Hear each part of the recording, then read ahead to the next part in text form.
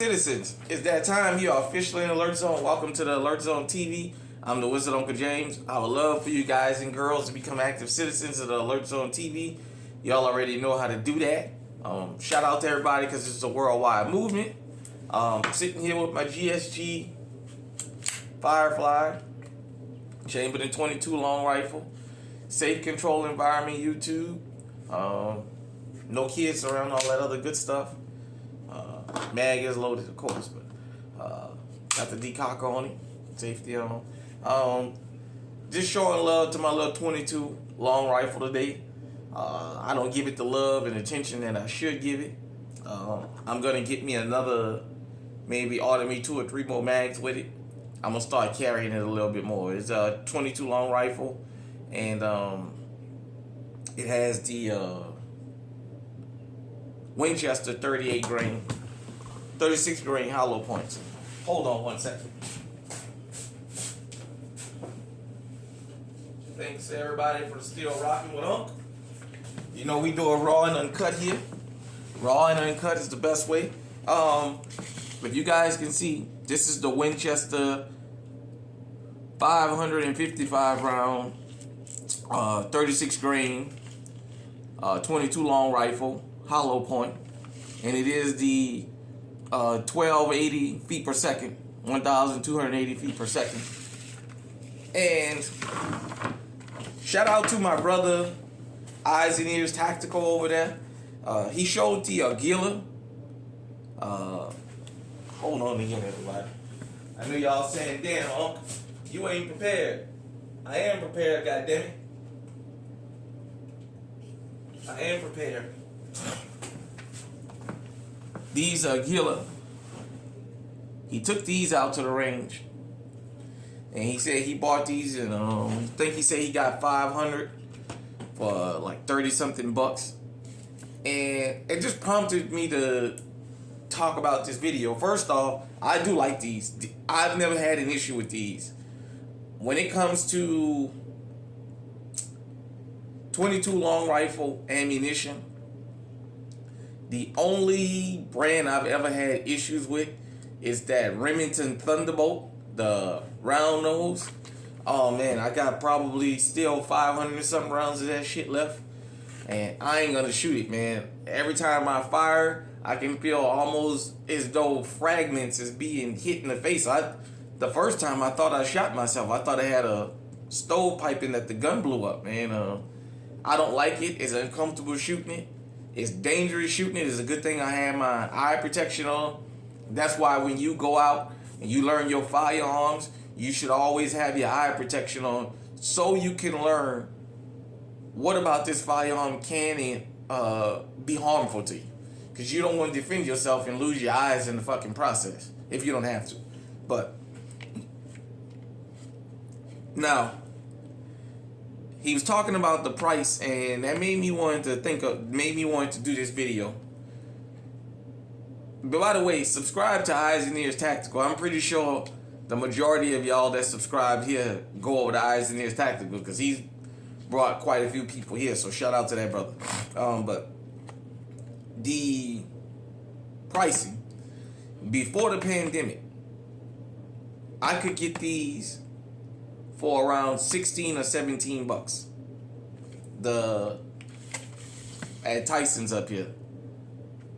Since the pandemic, if you can find the 555, because now they done went down to the 525, they $38 to $44 for these when I was getting them before the pandemic. And I just wanted to talk about how firearm pricing has started coming down, but the pandemic, man, for those of you who was never into firearms before then, you might not understand this. I was into firearms back when I was a little boy, and I was buying firearms before the pandemic and ammunition. I used to go get a box or 2 every week. The prices now, even though some of it has came down, is still way higher than it used to be. Really and truly, I got angry during the pandemic about how many people went and bought firearms not because I knew they was buying them to protect themselves. They jacked the price up. People was paying crazy amounts for ammunition and for firearms. And as soon as the pandemic was over, a lot of them was trying to pawn them guns and was trying to get rid of that ammo. And what I didn't understand is why the hell would you damn go buy it if you want to get rid of it now? I seen High Points, aka You Bet Your Life, selling the pistols for $300 and $400. That Sky, that SCCY. I seen people paying 2-3 times the price for them things than they was worth. I mean, shout out to the general store. I know it's closed now here in Marshalltown. I remember walking in there one day, and literally all they had was those Heritage 22 long rifle revolvers. They had basically sold all the guns in the fucking store. And I mean, the general store had basically whatever you was looking for here in Iowa, they had it. And they sold all that fucking shit. And they talked about how when the pandemic was over with, people was trying to return them guns and get back what they paid for. How some places I went to, people got in fucking bidding wars. Well, that jacked the price up, man, and we, the Second Amendment lovers before the pandemic, got stuck paying these overinflated prices. And thank goodness, because this stuff was so cheap, I bought so much of it. I don't know how many boxes of just of this that I have. I got the Armscore. We call them the bricks, the box with the 500 rounds in it. I probably got about 10 or 15 boxes of that. I know I got another 10 boxes of this, besides small boxes like this that I was able to catch on sale, you know. This is, let me see how many rounds it is. I forget how many rounds is in here. Oh, yeah, 50 round box. I got it for $2. You know, I mean, it's what you make of it. Excuse me. With that being said, anytime you can catch good ammo on sale, buy it. If you really love firearms and you shoot, that was the thing I didn't like. I didn't just buy a firearm or firearms I was never gonna shoot. I go to the range a lot. Back then, especially because I was home every day. I had a job where I was home every day. I went to the range 2-3 times, sometimes 4 times a week. And I love to shoot my guns. It's a good stress reliever. It's like going to the gym. It's a good stress reliever. Now, we as the consumer got to start demanding stuff like this come back on the shelf for pre-pandemic prices. Because now they can't pull that shit about there's a shortage. Besides the pandemic, during the pandemic, for those of you who don't know, the American government started buying up as much a 22 long rifle as they could because they said this, believe it or not, was at the time the more people in the country had 22 long rifles than any other type of firearm. So we were basically competing against the government to buy up 22 long rifle. It's the story that I got. So with that being said, I would love for everything to go back to the pre-pandemic prices.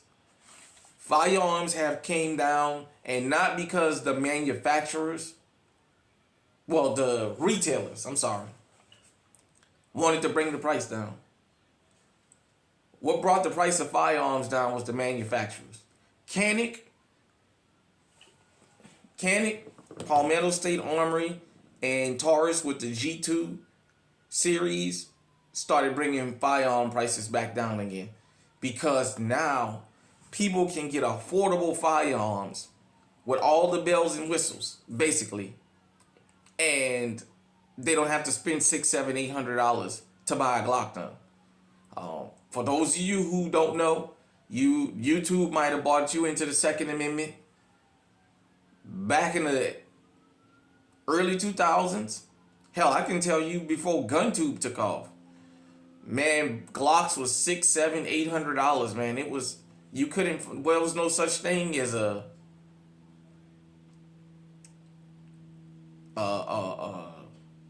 affordable Glock at the time. Beretta, everybody was. I mean, finding a reliable gun for under $600, semi-automatic. At the time, Ruger probably was the best big brand that you can get a 9mm or so for less than $600. For those of you who new to firearms, welcome. And I just wanted to talk about the pre-pandemic prices and the price of firearms before the pandemic, during the pandemic, and since the pandemic, and how the manufacturers drove the price of firearms down to where now for $300 you can get a gun that'll basically protect your life for the average American. The average American is not gonna go buy a Taurus G2 and put it through a 1,000-round test to see if it's gonna run 1,000 round. The average person is not gonna do that. They're not. The average person don't go shooting like that. You got Taurus to step their game up because Taurus had a reputation for letting out horrible weapons. You got Canik, Palmetto State Armory, Ruger, to the point where Glock started actually coming down on the price because they started getting real stiff competition that was just as reliable. Now, I'm not going to say they're more reliable than the Glock. What I'm going to say is I stand by Canik. I've never had a jam with the Caniks that I own. You guys know I love Canik when it comes to 9mm. Not only because of the price, but the quality that you get for the price and the reliability. Hey man, look, you just can't beat it, you know. So with that being said, hit me in the comment section. Let me know what you think about what we just talked about. Until next time, stay safe, stay armed. Oh yeah, by the way, I got my plate carrier on too. Stay on high alert.